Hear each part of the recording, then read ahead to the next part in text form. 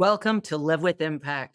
I'm Angela Brown, and I'm here today with Omuugn. We are reading from the Insights and Wisdom of Omuugn.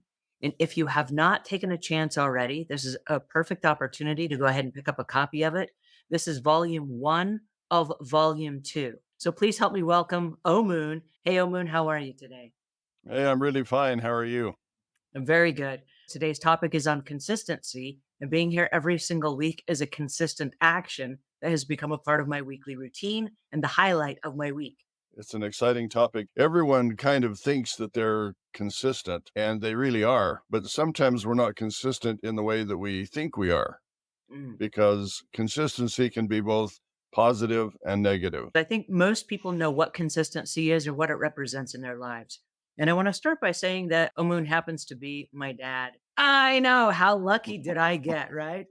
I noticed growing up that Omoon lived a life of consistency and practicing what he preached. As a child, we had little sessions in our family where we would get together and he would say, "Here's what I learned," and share these ideas and concepts with us. So, this is a consistent action that has gone all the way through my entire life to the point where there was a very consistent, intentional, let me teach you what I've learned and let's learn to become better people. And so I want to ask you, what was your interest in consistently learning where most people stop after high school or college? Where did that interest come from? I think the beginning is that we have to decide what kind of people we want to be. Who am I really? How am I going to go through life? What are my core values? What is my belief system? What things are really important to me? If you don't understand those things, then it's hard to be consistent, because if you don't understand your core values, then there's no standard to measure by. Life is very diverse. It's bringing us all kinds of circumstances and settings all of the time. It's difficult really to be consistent with all of your core values in a very changing world. So we have to really know who we are, where we are, and what our values are, because we need to approach life in an intentional way. We have to plan. We have to, I call them proactions. Instead of reacting to things, you need to actually decide how you're going to react to things. It takes a lot of intentional programming and training to do that effectively. As I look at all of my children, I'm not exactly sure how successful I was in all of those things.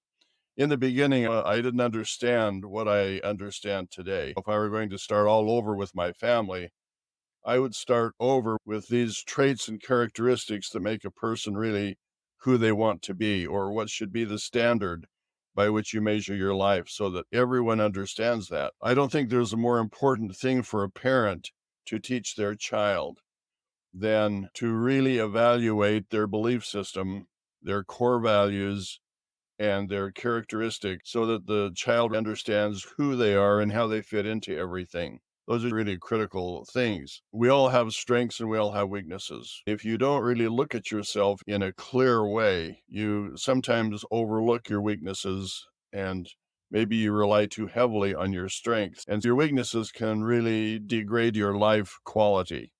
For example, consistency is one of those. If you're inconsistent in your life, instead of developing trust and integrity and some of those higher qualities, you create a persona that no one can really depend on. It's valuable to you to really understand who you are, and it begins in clearly defining your core value. Look at some of the core values that make us who we are. Love and compassion is a core value. We should love our spouse. We should love our children. We should love our families. We should love our friends. As you're around other people, you can ask yourself, am I really demonstrating love to this person? I'm trying to communicate love in my way, but am I communicating it in their way so that they receive it like I'm intending? Because a lot of times we kind of miscommunicate because we all have our own belief system and we see things differently. So sometimes they don't really receive the exact message that we're trying to convey, which I think is critically important. Well, thank you so much for joining us today. One of the strongest messages that we've heard yet so far on the Live with Impact channel, which is about consistency and the choices that we make, and how if we actually make those choices and we follow them consistently, that our future is within reach. Until next time, have a great week and live a life with passion. Thank you.